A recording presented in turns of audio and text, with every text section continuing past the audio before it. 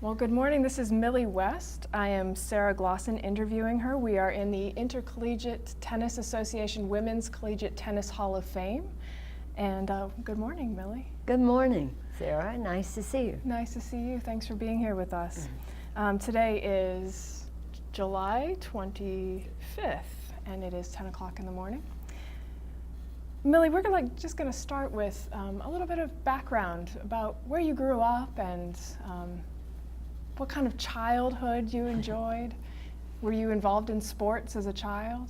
Yes. Well, I grew up in Georgia, Cedartown, Georgia, and I was the youngest of three girls in the family, and I was the only one that was really, I was a tomboy. I loved to be outside. I loved sports, and I guess I occupied all my time playing games and things. And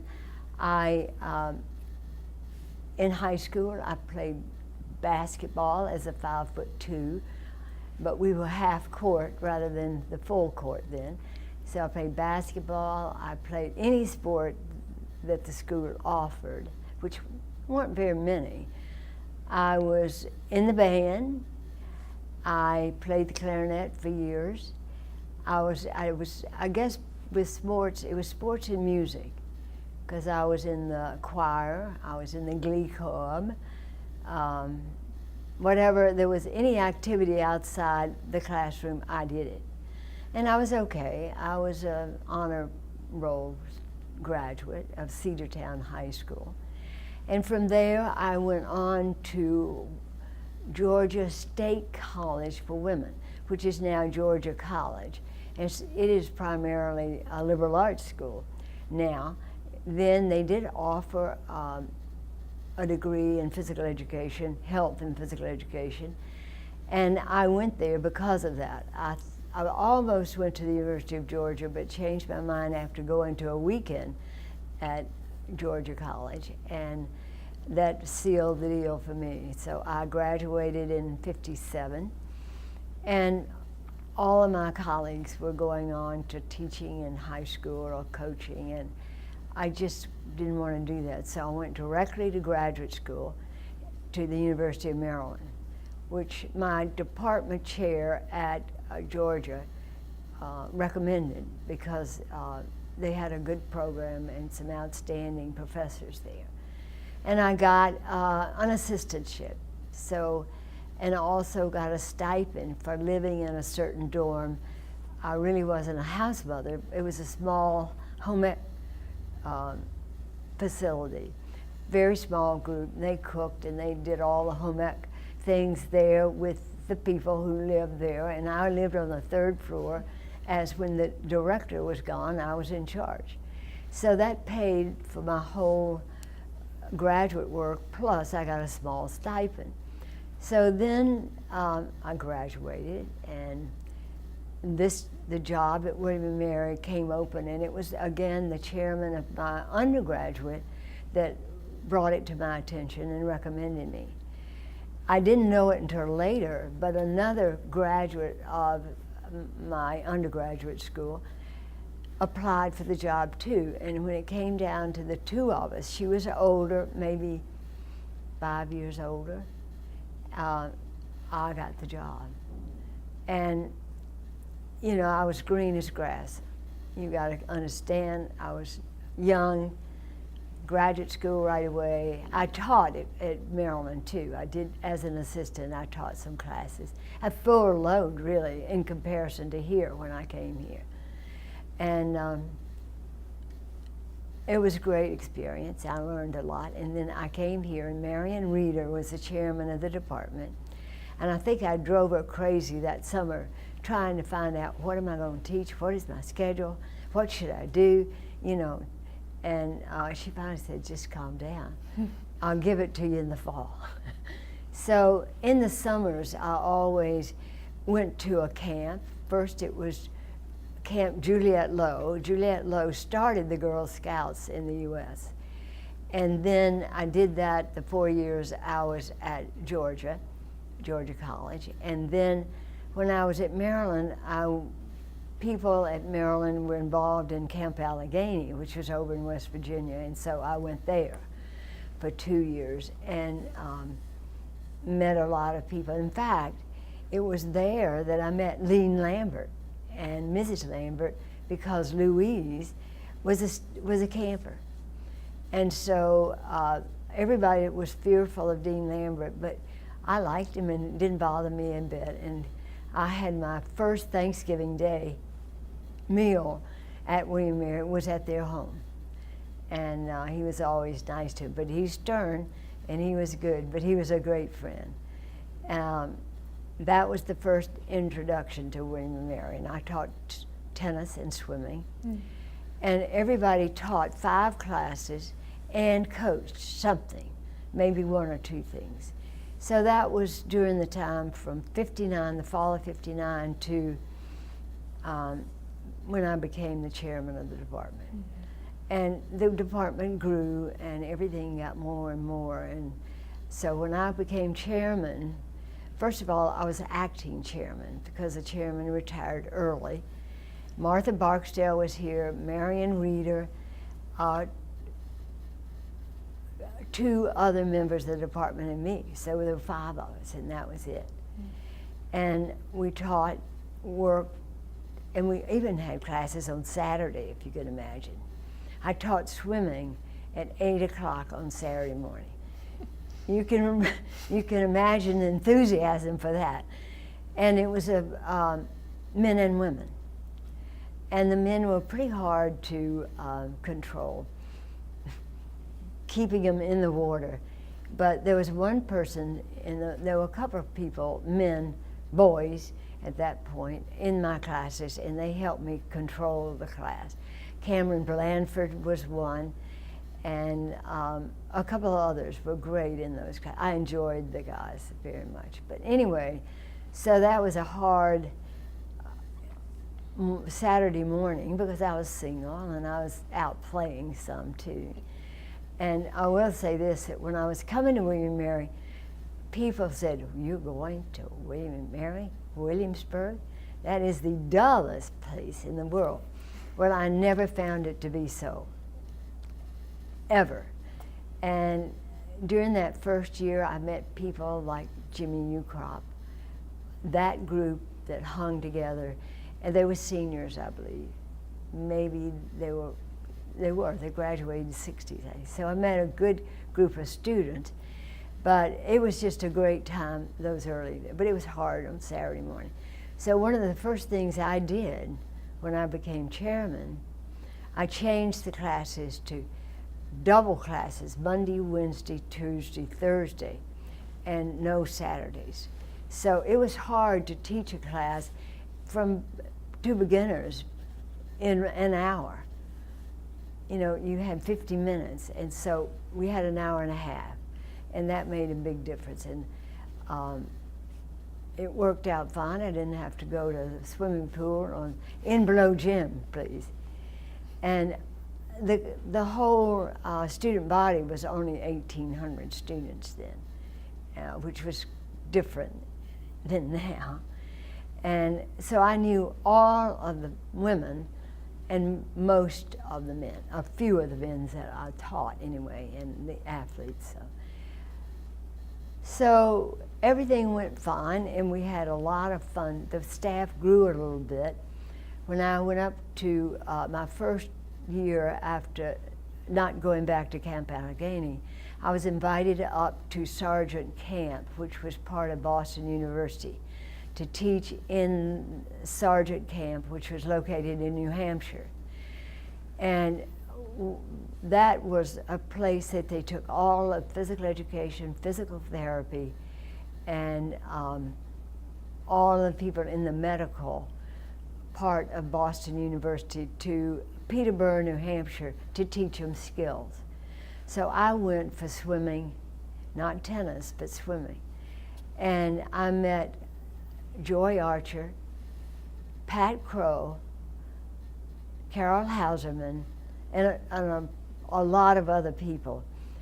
And they ended up coming to William & Mary after I was here to be on the staff. And Joy and Pat retired here. So others came in, but it was a core of us there that was just great. It was a great experience for me. Also, it was my first northern experience. And it was the first time that I taught African Americans swimming. Now, that is hard if they've never been in the water, because they get in the water and they sink.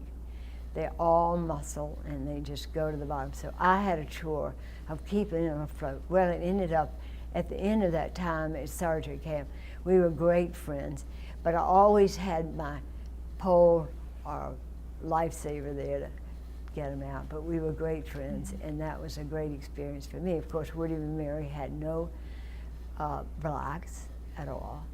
And when I was hired, I was interviewed by President Chandler. And this was known among all the young faculty, that he said to me, well, you're from the South, so you understand our situation here, which meant we're not integrated. We're totally segregated. And of course, I just said, yes, I'm from the South.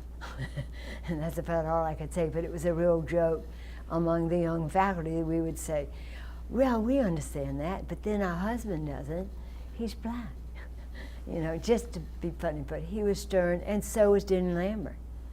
We couldn't even have a meet against someone who had black students on it. We couldn't go. I remember the dance group wanted to go down to Hampton University, and they weren't allowed to go, but they went anyway.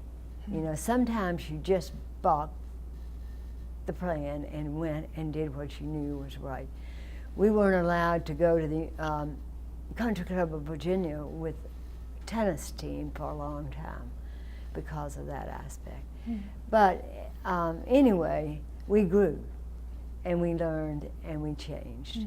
But we had a great time because I was just an instructor, and I was assisting Martha Barksdale with the tennis team. She was doing hockey, she was doing everything. And so I assisted her and took over from her, really, when she said you could do it. And in the beginning, we only had tennis in the fall. We grew to have tennis in the fall and spring. Marion Reeder had one swimming meet because in 1964, DuPont was open, and it was a large group of women that came, mostly from Northern Virginia, and they were all very active, and a lot of great swimmers came. So we started, Marion did one meet, and then I took over the team the next year. So I was coaching tennis and swimming and teaching a full load, and also finally being head of the department. Before we talk about your time as department chair, Millie, you've had a really remarkable career. You've received many, many accolades and awards over the years. You know, we would probably be here all day if I listed them all. In fact, in the room where we're sitting right now in the Hall of Fame, there's a plaque on the wall that lists many of the highlights of your career. Among them, you've been named an honorary alumna of William & Mary and been awarded Professor Emerita status. You helped establish this Hall of Fame here at William & Mary. You mentioned early on that you were a tomboy. I want to learn a little bit more about the young woman who became this much lauded woman with a long career. I want to learn a little bit more about you from your college days. I know that, you know, when you were in college in the 50s, women were often discouraged from participating in sports, weren't they? It was sort of considered unladylike in some circles. Right. Women don't sweat, they perspire. That's right. So did you encounter any of that sort of Well, discouragement? because I was at a women's college, I didn't. And because we didn't have varsity sports, but we had a lot of sports, and I participated in everything. We had play days, that's what they were called then. And you're right, but Georgia, which was Georgia State College for Women, we were called Jessies. And there was a men's college there too, and they were Jimmies. So, but we had a strong intramural program. And we traveled to Florida State and Atlanta, and we did a lot of all kinds of sports. So I did every sport that was available. If it was softball, swimming, tennis, volleyball, everything, I did all of them. And it was a very strong competitive thing. So when I came here, and they already had some varsities, the varsities had started in the first ones really were in 1920. It was great, and we were one of the few. The other school in Virginia that had women's sports was James Madison. And a graduate of William & Mary headed that department. Her name was Caroline Sinclair, and she was a very strong, short, little person that was very powerful. But back to, I just played everything. I was outdoors every day. I was at the pool every day, all day during the summer. And you had to take a break from the pool in those days, because if you ate, you couldn't go in the water, and you know about cramps and things. And so I played tennis. I didn't have any instruction on either one, but I did go out, the tennis courts were right there, and they were clay and played there. So I just did that, and when I got to college, because I had a physical education major, it was very active. Had a great dance program too. And I did not play in the band or carry on my music after that. I just did sports, and we did have something in college that were the freshmen and juniors were sister, and sophomores and seniors, and we had this competition called the Golden Slipper, and it was all, you had to write it, you made up songs, and I was one of the leaders. My roommate and I, my suite mate and I were the leaders of all the singing, a lot of playing, but it was a great experience for me, and also I felt privileged that I had some leadership roles then. And if I'd been somewhere else, I might not have, had those opportunities. Is that So when you arrived at William & Mary in 1959,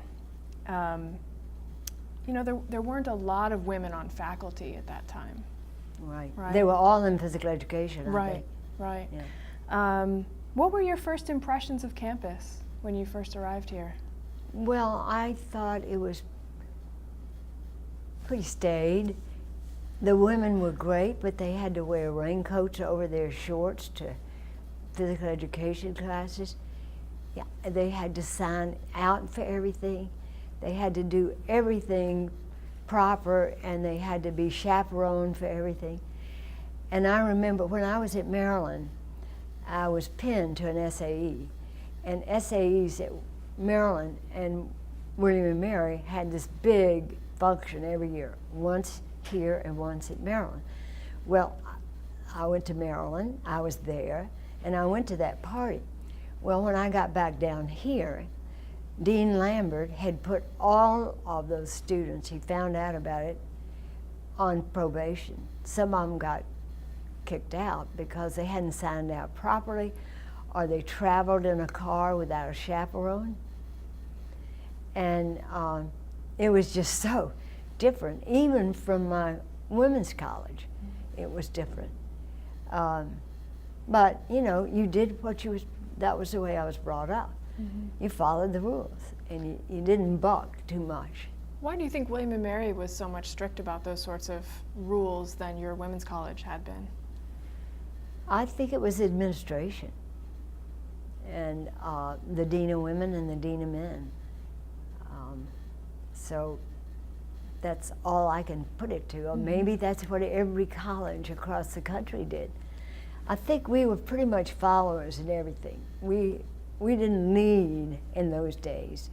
We were sort of a couple of years behind everything, and those rules were set, but you can talk to you'd find that out from some of the early graduates of how stiff it was and how you had to sign in and out, and you had house mothers.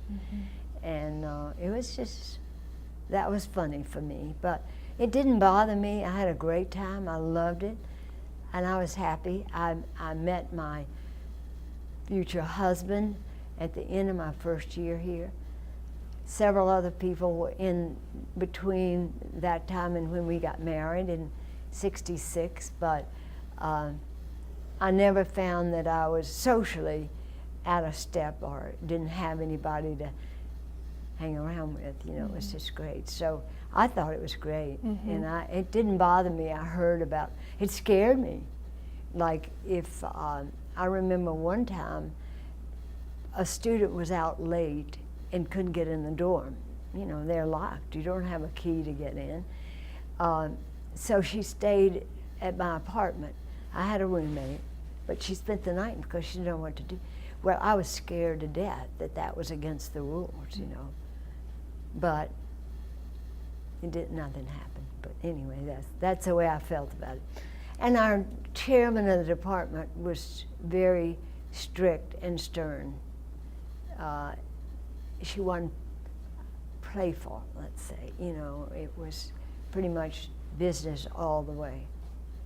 Do you have any sort of fondest memories from the first years that you were here as you were establishing yourself in the community, and as you said you met your husband? Do you have a sort of a favorite memory from that time? On campus or off campus? Either one. Well, you know, I fell right in with a group in town and on campus. And at that point, the young faculty hung around together.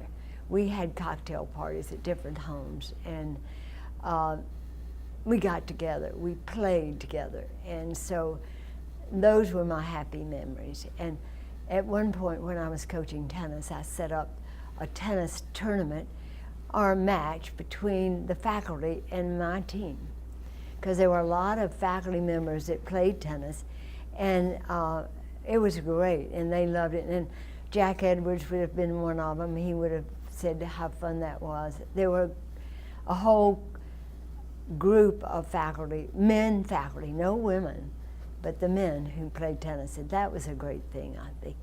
But I just got to be friends with a lot of people, and I crossed over to campus a lot. But I think I had a good social life, and I remember too that in town there was no alcohol by the drink at all, anywhere. And there was one club at the inn called the Golden Horseshoe. It was in the basement of the inn, which I think is now administrative offices. But anyway, it was the Golden Horseshoe. It was a horseshoe, what we call it. And it was down there. It was great. And you had a locker. So that was where I had my first date with my husband. It was a blind date, and it was set up by a student, if you can believe it. She was dating someone who older, worked in town, and she said to me, she took my tennis class, "Are you engaged? Are you going steady?" No. Would you be willing to date a friend of my friend? So that's the first date I had with Marvin, and we were at the Golden Horseshoe down in the basement. And I'm just so sorry that's gone, because that was a great place that everybody congregated. And other than that, you know, it was just great meeting all the young faculty too. And I personally played tennis with a lot of them on the side. So I guess that first date with your husband went pretty well. Well, it did, but it didn't stick, let's say. I got engaged to somebody else between that and almost married him.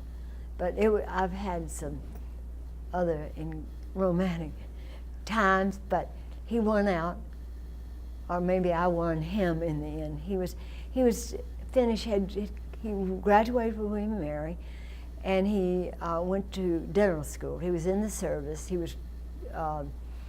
went into the Army because he was in ROTC, so he was drafted right away for the Korean War. And he came back, went to dental school, and opened an office here. And he had been here a year when I came. So I met him early on, and he was just establishing his practice, and he really wasn't real quick to jump into many things. That was sort of, I consider that Marvin was a real asset for me. He was a salt on my tail, because he kept me from flying away at crazy things that I might want to do. And I was willing to try anything, really, except drugs. I didn't drink then, but he taught me how to drink beer. And so, you know, it was a learn. I grew up, let's just say. That was probably my fondest thing, is I grew up here. Mm-hmm.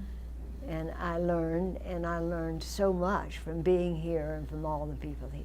Mm-hmm. And I guess maybe 70, I got invited to join the Williamsburg Garden Club. Mm-hmm. And that expanded my friendships too. And all of those people were from all walks of life.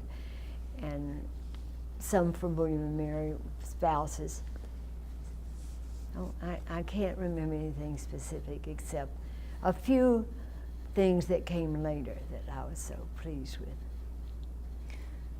So it was also rare for a woman, given how few women there were on faculty, it was rare for a woman to be chair of a department. I mean, you mentioned that the well, they physical had no other education choice department, because they were all women. Right. So I became the chair, and really, first, the honor, I mean, well, what?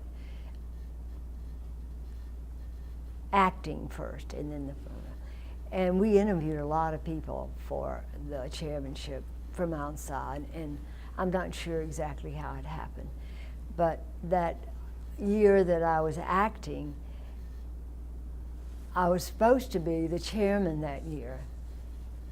But Dean Pascal was married, of course, to Agnes. And Agnes loved Martha Barksdale. And she had been so great for her that she said, she's been here a long time, she ought to be the chairman. So I stepped back and did the work, and Martha was the chair.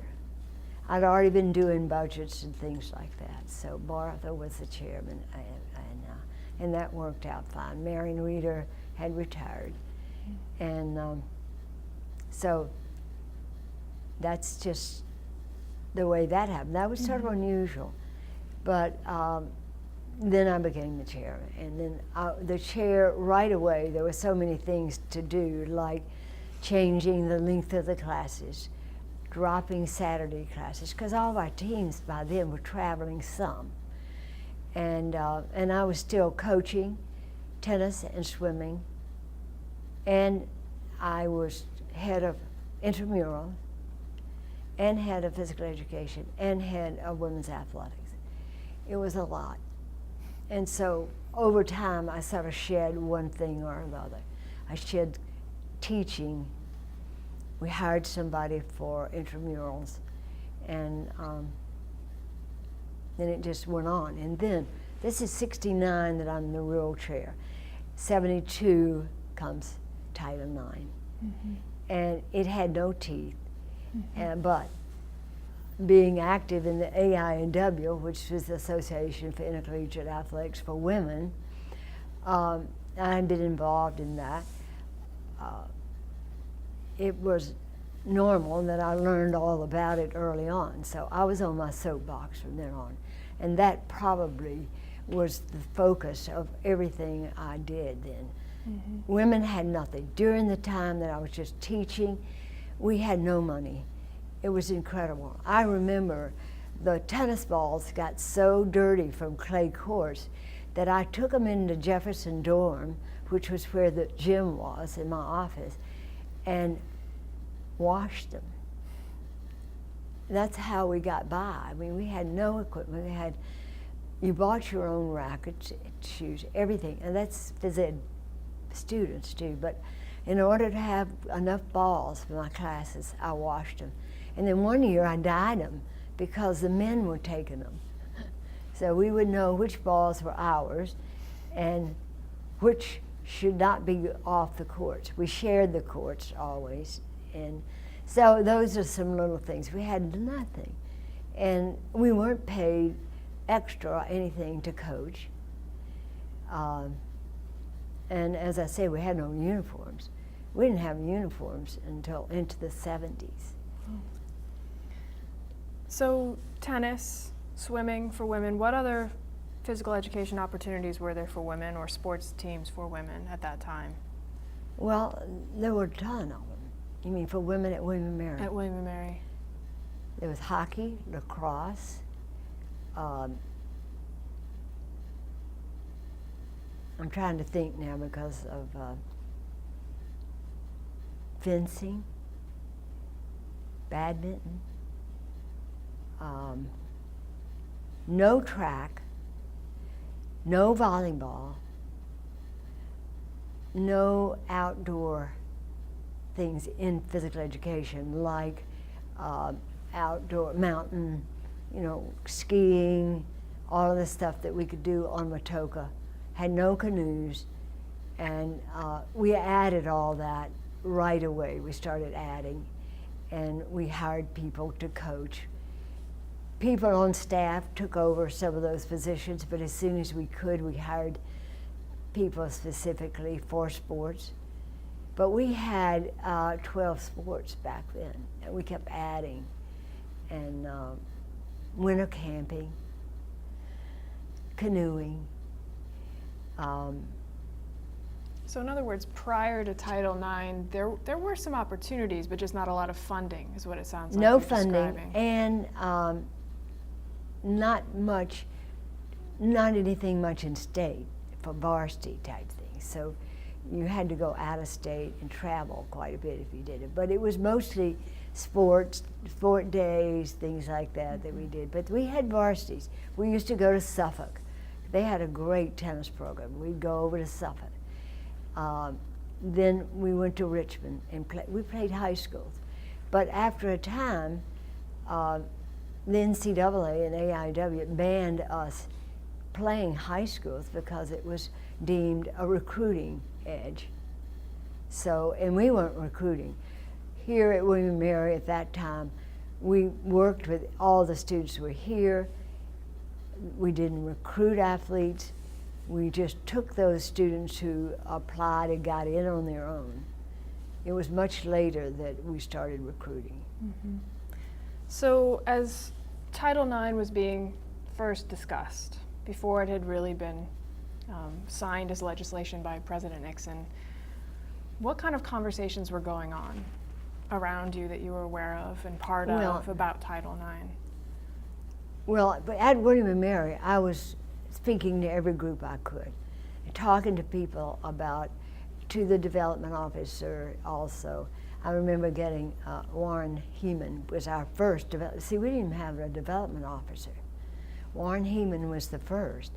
And so I was on his back all the time about, when I got one note from him and I asked for something from development or increase in the budget, and he said, "Good grief, Charlie Brown." It was just unheard of.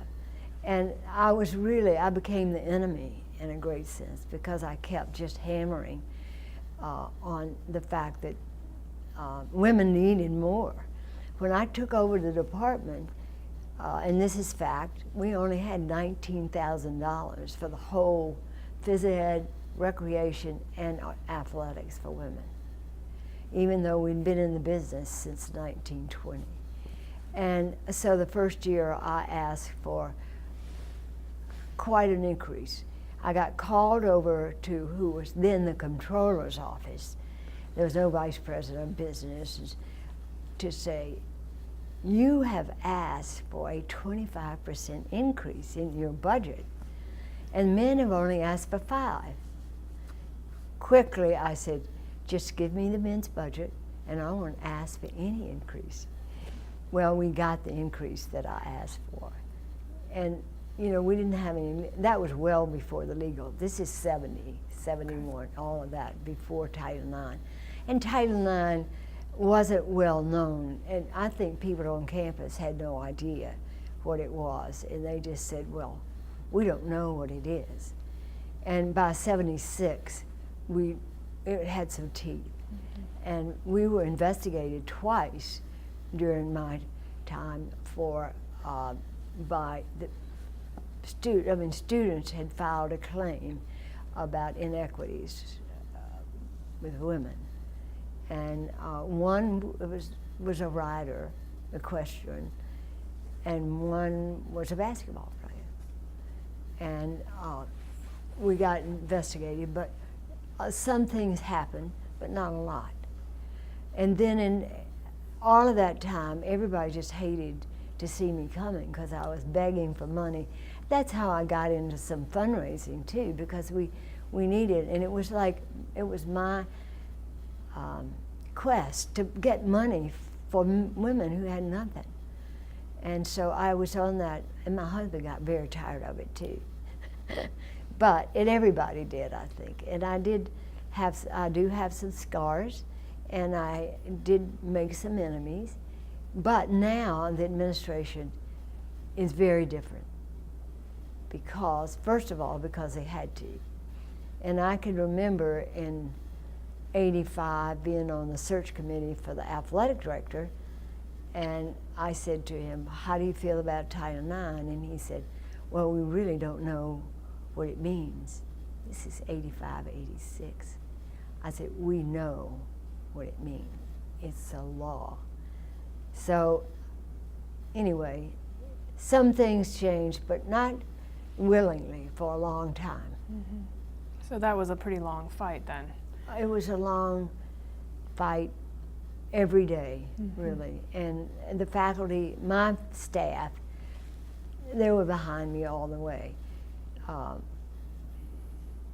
and helped me a lot. They were out there also.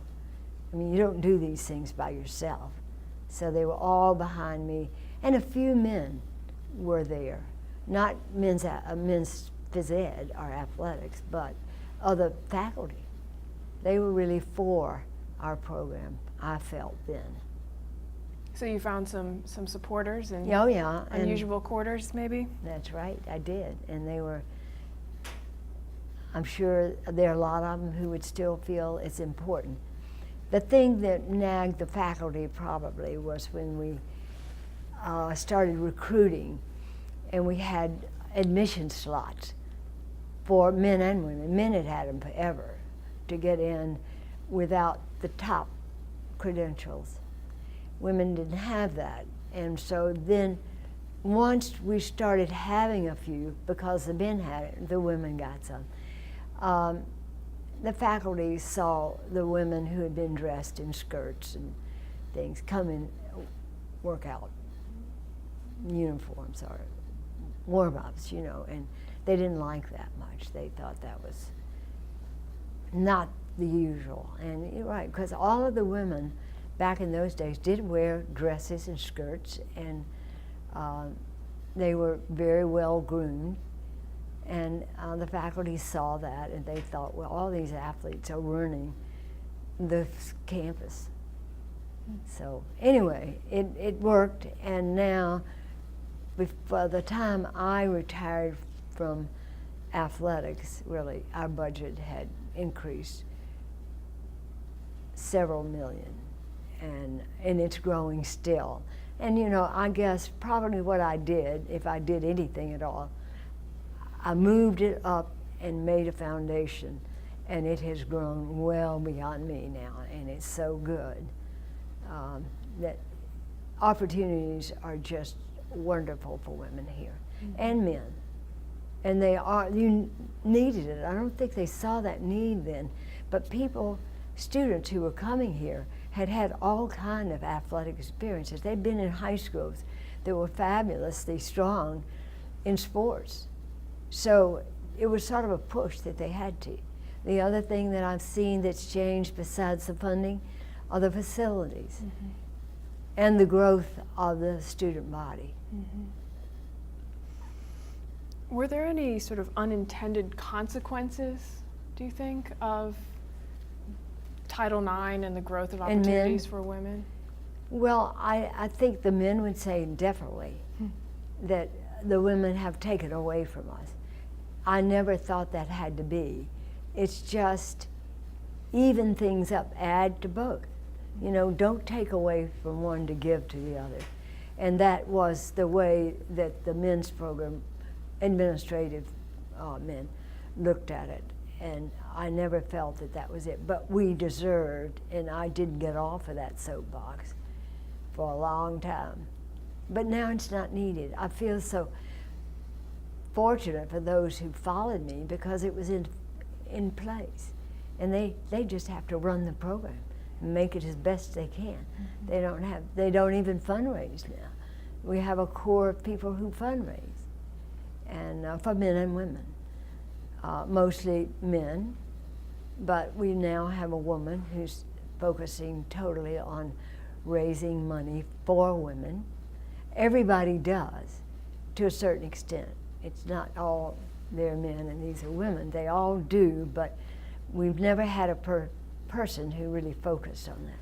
So I might have gone off of your question, but anyway, it's good. The program is terrific now, I think, and it's because of the coaches more than anything. They are excellent, and they are focused on their job.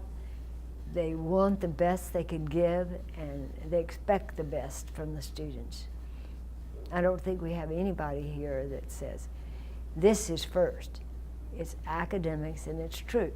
It's not made up, and it's not just hearsay or part of your vocal saying. It is true that you're a student first and then faculty. Now, there have been some times when the faculty hated women's athletics so much that they didn't give them even an inch, like let them take an exam early or late or whatever, and I thought that was not good.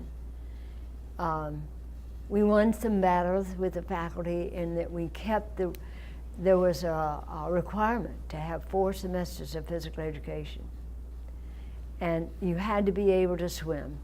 That was one.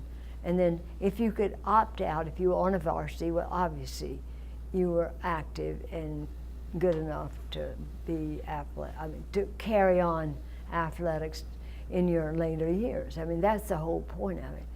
And the swimming, all of that has been dropped now. I don't even know if it's an alternative at all to have. I don't know if they have any activity classes, but I think a lot of people will tell you that was really important. And the swimming component was very important. How did you go about working out some of those differences with the faculty about expectations for athletes? Well, it was really more one-on-one, trying to say, and getting the administration, the dean of faculty, and some of those people to say, you've got to be a little more lenient. They've got to be away on this day, and if you've chosen to have an exam or a lecture that day that's important. So it evolved without too much fight there. The real fight was the funding. And I can remember delivering one of my last things. I reported, as women's athletic director, I reported to the board, directly to the board. I didn't report to men's athletic director. I reported to the president and the board. So it gave me an opportunity to air some of these things. And I think they listened well, and they were very good about making some things happen. Mm-hmm.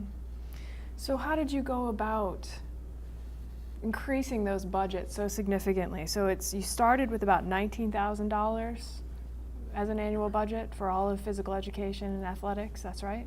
And then it went up to over $1 million while you were athletic director. So how did you go about just by inching up and also raising some money? We had really, I guess, just talking and showing the fact that we had no equipment, we had no uniforms, we had no travel budget, we had no vehicles. As Marvin said, I wore out 5 cars taking my team around.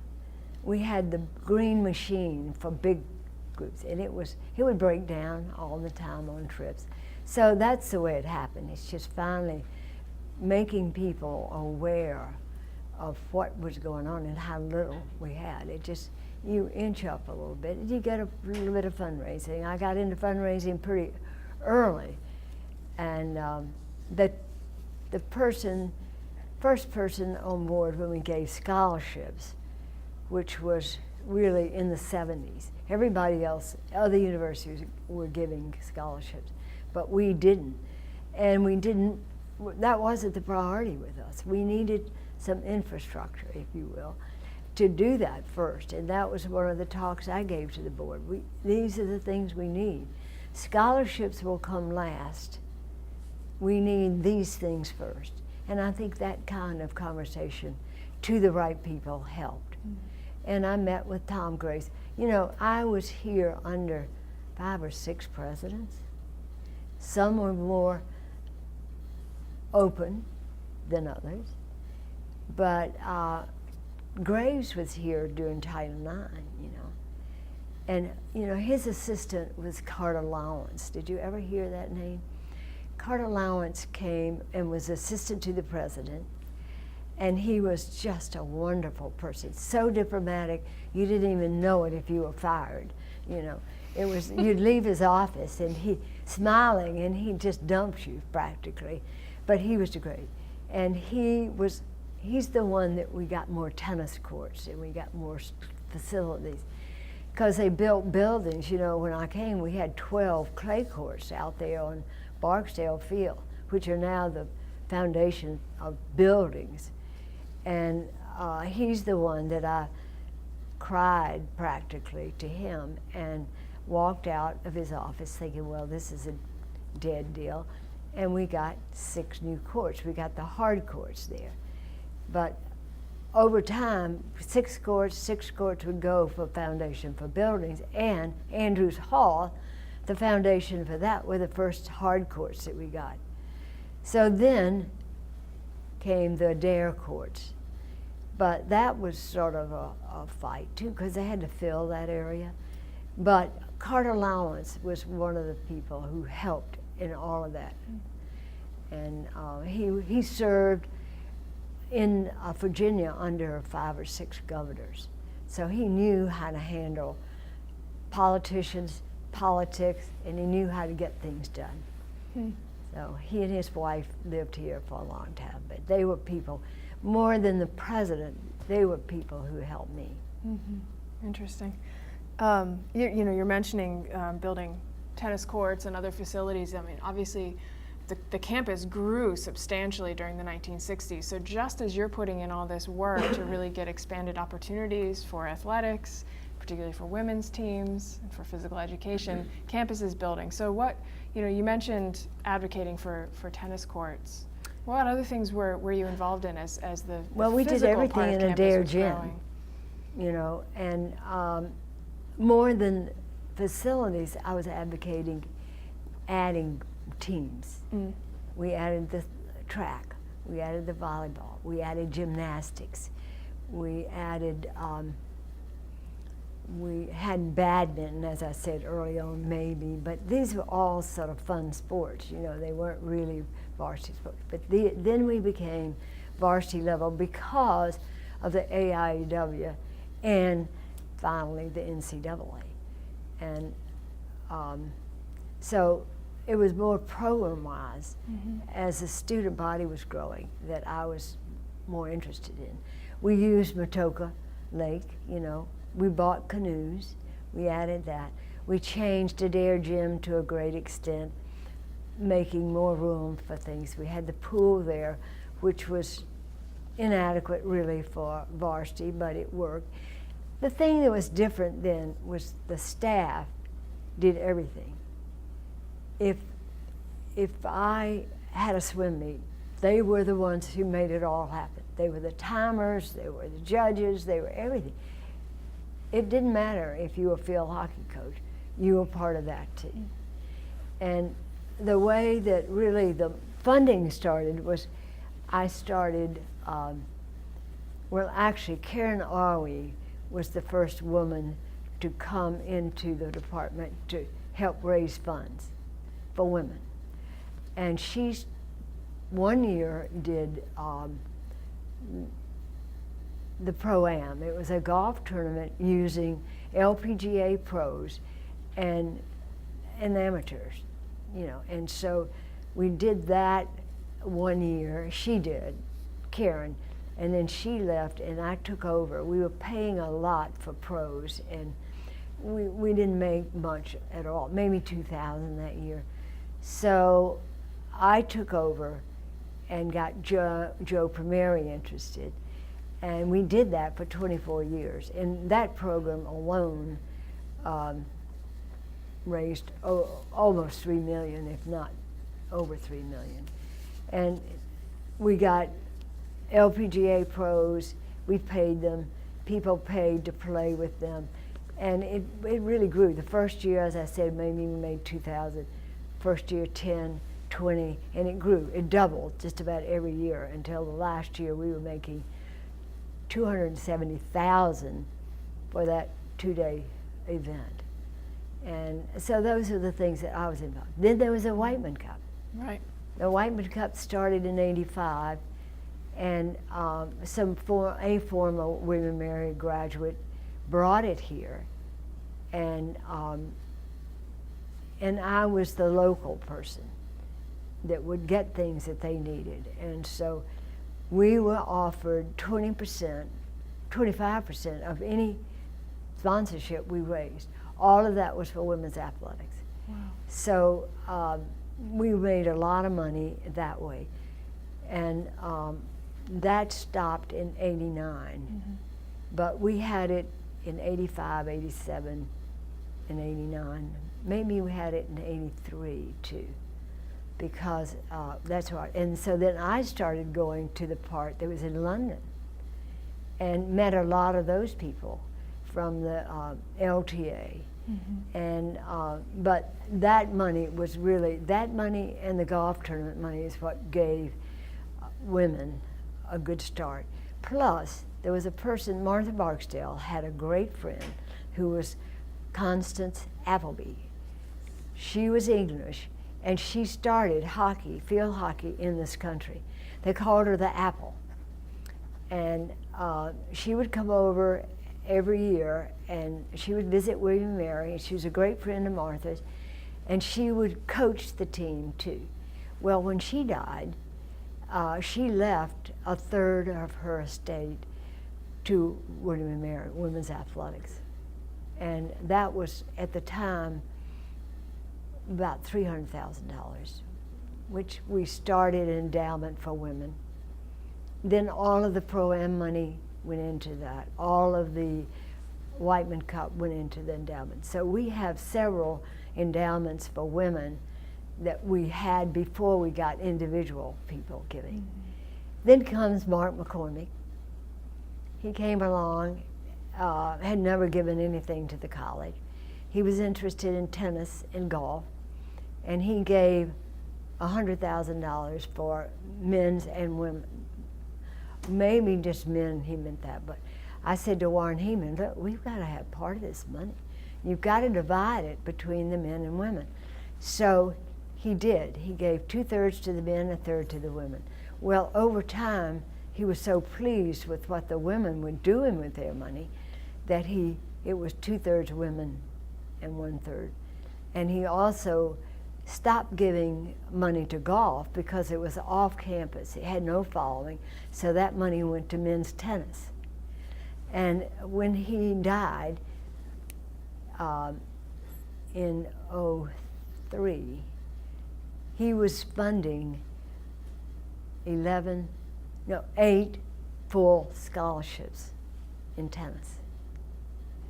And he said, then by this time, the building is in the works. You know, we're talking about building an indoor tennis center, because what we were doing then, we were going to Center Court, Newport News, for indoor practice. And you know the weather around here, it is very unpredictable. So we'd have to go down there, and we couldn't have all the courts, so I'd have to take a few at a time. And practice, come back, get the next group, and we really needed it. And Mark always said, what is it going to take to get this tennis program in the top 10 in the country? I said, the thing we need an indoor tennis center. We can piece together scholarships, but we can't piece together a building. So that's the point, that he kept funding. He did not, after that point, fund any scholarships, but he gave us $3 million for this building. And the building cost about $3.5 million, which we had to raise. It was a point where the building, sort of, the president, and it was Sullivan at that point, he stopped. He said, "You can't spend any more." And I said, "We have to do this, you know. We've got to do this, and I will raise the rest of the money, but we've got to continue. We can't cut this off now." So he allowed the budget to go, and it went to 3.5. And we raised that money because it was a good time. We sold seats, we sold sponsorships, we did everything, and we raised the $3.5 million. We raised the $500,000. And then I can remember being at the president's house when Mark and Betsy came, and we burned the note that we paid off the tennis center. So between Mark and Joe Primeri, we really made headway, and they made a huge difference in my life. Mm. And he loved this building, Mark did, and the reason the Hall of Fame happened is that Burkile went down to the University of Georgia for a seminar, and he visited. He was a tennis player, still is, I'm sure. He visited, played on the Georgia courts. They had a great person who was an advocate, like I was for here, for men's tennis down there. And Paul played on the courts, and then he visited the Men's Tennis Hall of Fame, which was there at Georgia and funded by a famous, I can't think of his name right if I will, but they had gotten money from him to establish it. And so I went down there and visited a couple of times, and Burkile came back, and that's after we got it. Burkile came back and bugged me. I mean, I still answered to them, "Have you gotten the Hall of Fame yet?" I knew there was no money there, and ITA didn't have any money. Finally, I gave in and put in a bid for it, and we got it, of course, and that was in '88. And it wasn't until '95 that we opened the building and we had the first induction of the Hall of Fame. So I'm sure I've left out a lot of the things you wanted to know, but anyway, the people here, alums, students, have been the most important part of my life here. They've made it happen. You've talked elsewhere in other interviews about feeling like you've gotten more from William and Mary than the college has sort of given to you. Could you elaborate on that? Well, I don't know how to elaborate exactly, except that this is where I learned. You know, they taught me so much, and they gave me the opportunity to do the things that I thought needed to be done at the time. So they let me alone.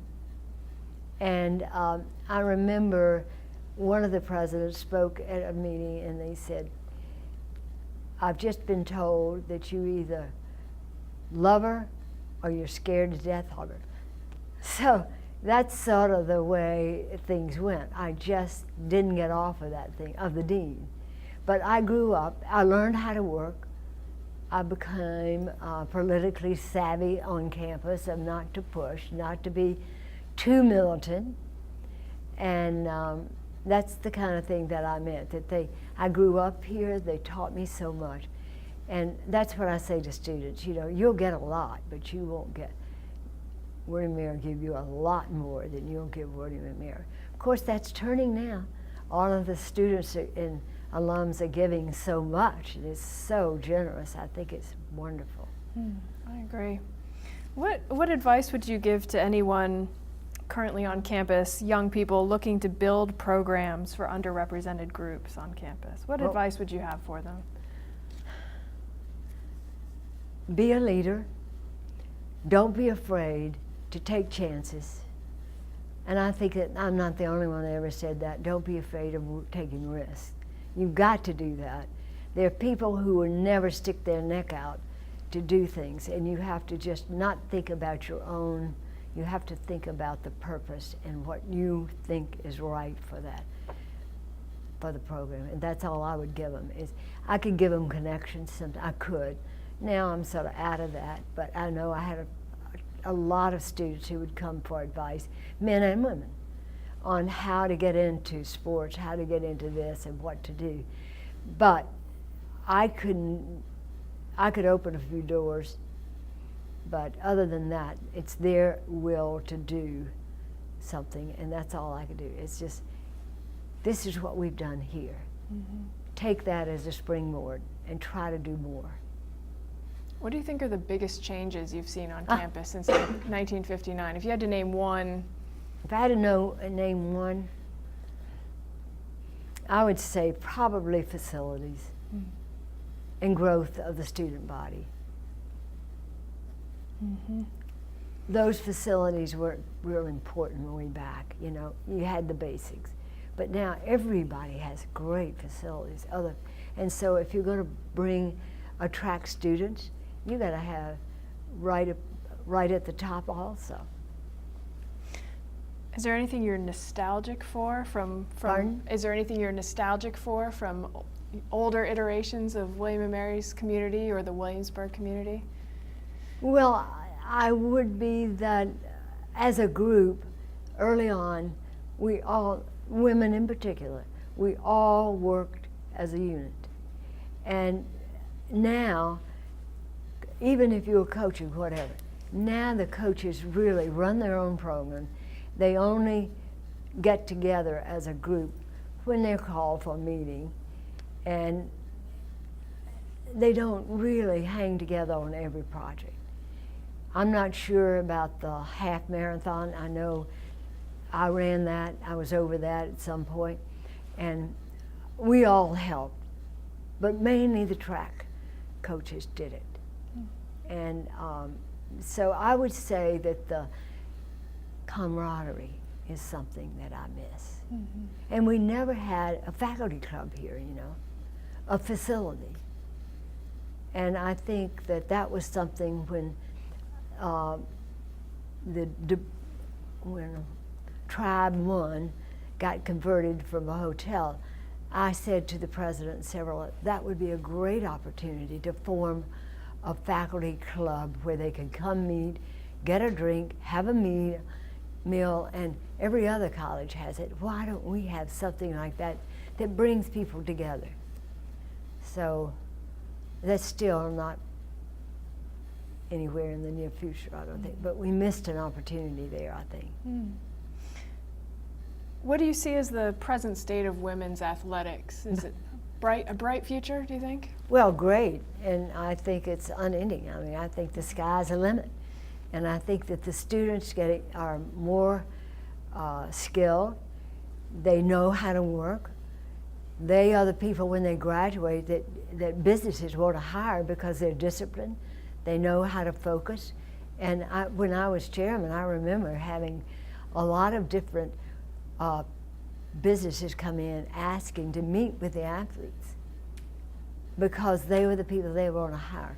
And if you look at where those athletes are now, you know, I think there's no end of what can happen with women. The thing that's scary for men, I think, is they're taking over too much. They are running our own program. They have more winners than the other programs. And I remember that ROTC came over and met with the athletes. One of the athletes became head of the ROTC University.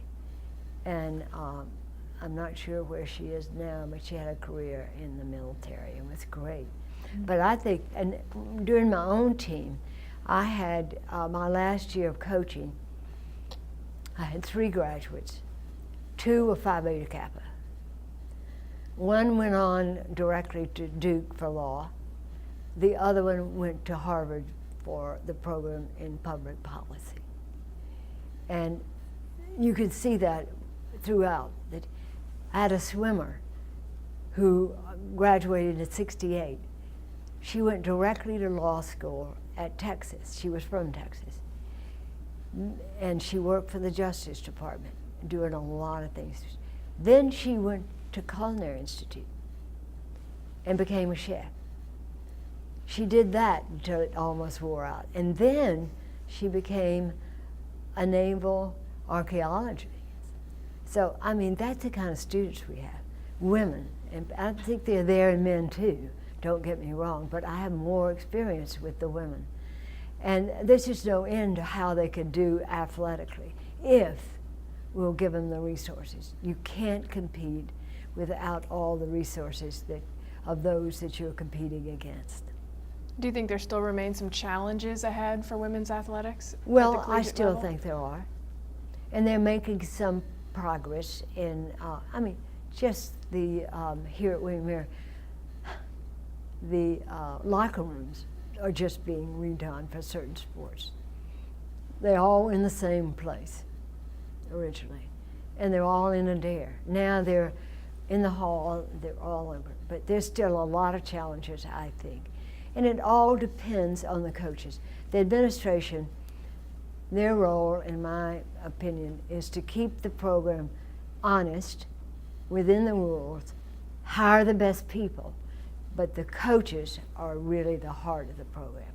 And they recruit the students who go on and could go to the very top.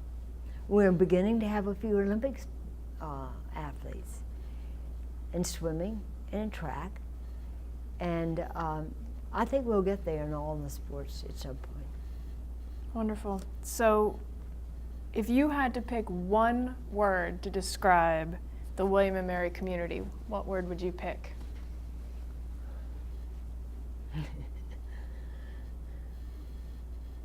And you're talking about the whole community. Tough. Tough, because there's so many aspects to deal with, so many pieces of the puzzle that have to be juggled and kept in action and in balance. So I think that's a tough job, and I think that falls on first on the president and on down. And also I think that the communication between all those has to improve. Mm-hmm. You can't just operate as one unit.